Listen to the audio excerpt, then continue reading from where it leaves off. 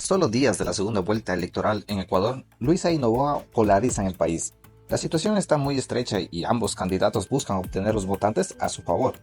¿Cómo se encuentran en realidad los candidatos actualmente? ¿Quién está más cerca de ganar? Pues vamos a adentrarnos en el panorama electoral del Ecuador.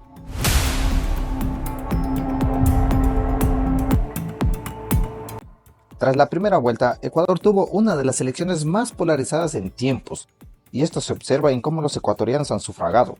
Un gran grupo por volver a la línea del correísmo y por el contrario, un anticorreísmo. Pero aquí es muy importante ver que este tema fue mucho más fuerte que en las elecciones pasadas desde la salida de Rafael Correa del poder. La votación de Luisa González fue superior al techo electoral que tenía el correísmo, que era aproximadamente alrededor del 30%. Y actualmente, en la primera vuelta del pasado mes de febrero, saca alrededor del 44%. La falta de seguridad, la economía con poco crecimiento, la falta de inversión pública pueden ser los factores para que gran parte de la población haya tomado la decisión de retomar las políticas del correísmo. Como quien dice, si ya no se pudo, entonces veamos qué pasa si vuelve el correísmo, ¿no? Que es lo peor que puede pasar si estamos mal. Ya es conocido por todos que las políticas tomadas por el gobierno de Moreno, de Lasso y de Noboa no han podido resolver las crisis por las que atraviesa el Ecuador. Y es que muchas medidas tampoco han sido muy populares, entre ellas la reducción del gasto público, una medida que ha sido necesaria por la escasez de dinero y un Estado obeso. Esto a la par con la culminación de contratos de personal, reducción de ministerios, entre otras acciones que los gobiernos se vieron en la obligación de hacer. Deudas para cubrir más deudas. Incluso esto ha llevado a personas a protestar en contra de estas medidas. El Estado ecuatoriano, al requerir más dinero, se ve en la obligación de tomar acciones poco populares para seguir a flote.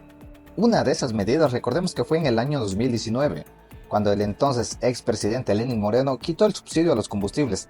Esto tuvo como consecuencia un estallido social impactante, que fue aprovechado por grupos de poder y del crimen organizado.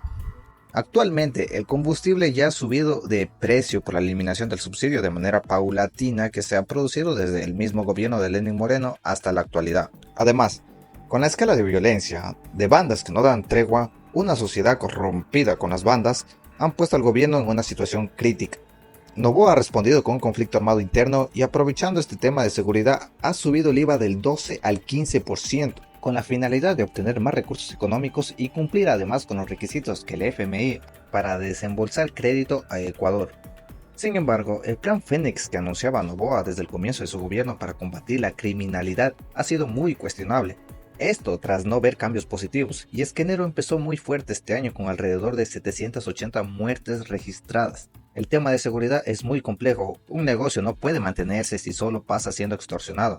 Y esto es muy fuerte en la costa ecuatoriana. Ciudades como Durán, Guayaquil o Manta, varios negocios se han visto en la obligación de cerrar sus locales debido al incremento de la violencia y la extorsión. Y la situación cada vez se vuelve más crítica.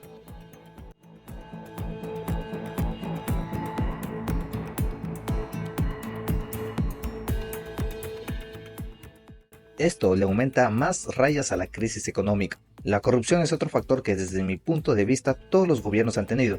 Afecta mucho, sin embargo, si decimos que el tema de seguridad es delicado y que el IVA subió al 15% para mejorar la capacidad del Estado para responder al crimen, el propio gobierno pone a dudar de sus propias acciones. Esto con la adquisición de chalecos antibalas para el ejército, tema que fue bastante cuestionado ya que se argumentaba que esos chalecos no cumplen con la seguridad necesaria. Un tema que fue muy debatible y que esto pues no deja de perjudicar a Noboa. Bueno, y todo esto, ¿por qué les digo? Porque muchas personas no aguantan, y más que todo en seguridad. Y aquí es donde el correísmo está logrando capitalizar votantes, argumentando que las medidas que han tomado todos los gobiernos anteriores y el actual no han servido para mejorar la seguridad, ni para solventar la crisis económica. Algo curioso ya que su gobierno dejó un estado muy obeso. Y es que ahora por cualquier acción o movimiento que haga el gobierno ya es cuestionable. Como cuando funcionarios del gobierno fueron grabados una noche en Esmeraldas en una fiesta y al siguiente día se produjo el derrame de petróleo en Esmeraldas. Bueno, esto según dicen que fue producto de las fuertes lluvias que se registraron en la provincia de Esmeraldas. Después de unos días, la candidata González anunció que pidió a la bancada correísta sesionar en Esmeraldas para, como quien dice, ayudar a Esmeraldas o para decir que no estaba sola. Pues bueno, acá mis panas también se fueron de fiesta, hay videos y también hay alcohol. Pues vamos a ver cómo reaccionan en las redes sociales, todo este tipo de cosas. En fin, no estoy apoyando al correísmo ni en contra. Aquí les estoy mostrando un análisis muy neutro. El crecimiento de Luisa también ha provocado que el anticorreísmo se una también. Trataron también de lograr que Noboa gane en primera vuelta, cosa que no pudo ser posible. El anticorreísmo es fuerte también y ambos candidatos se juegan sus últimas cartas. Las encuestas de cada uno de ellos les da su victoria con una diferencia mínima entre 1 y 2 puntos. Por cualquiera de los dos que gane, la va a tener muy complicado porque Ecuador quedará prácticamente muy polarizado. Además, actualmente los ecuatorianos son muy distintos. Si el correísmo llegara al poder, saben que será muy complicado mantener un poder total o un gran contento en la población. Con tanta experiencia que han tenido los ecuatorianos, sería muy complejo que se mantuvieran por mucho tiempo si no solucionan las crisis, ya que por mucho tiempo criticaban las acciones tomadas por los gobiernos que han pasado. Como quien dice, solo nosotros tenemos la solución, incluso ellos lo saben muy bien. Por eso han dejado de mencionar el tema de la desdolarización. Y ahora González pasa anunciando que va a fortalecer el dólar. Sabe muy bien que el dólar es más popular que cualquier político en el país. Cualquiera de los dos candidatos que gane la presidencia lo hará con muy poco margen. Esto, mis queridos amigos, permite ver el Ecuador como un país que va a afrontar severas complicaciones y más aún con la polarización.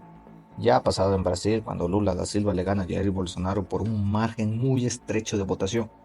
Grandes protestas sacudieron Brasil y en ocasiones aún se las da. Las personas buscan la mejor alternativa con la única finalidad de enfrentar la crisis económica así como de seguridad. Si alguna línea ideológica ganadora no cumple con las expectativas, veremos quiénes serán las nuevas caras de la política. Veremos hasta dónde puede llegar el Ecuador. ¿Quién crees tú que será el ganador de las elecciones en Ecuador? ¿Está en juego realmente la dolarización? Déjanos saber tu respuesta en los comentarios.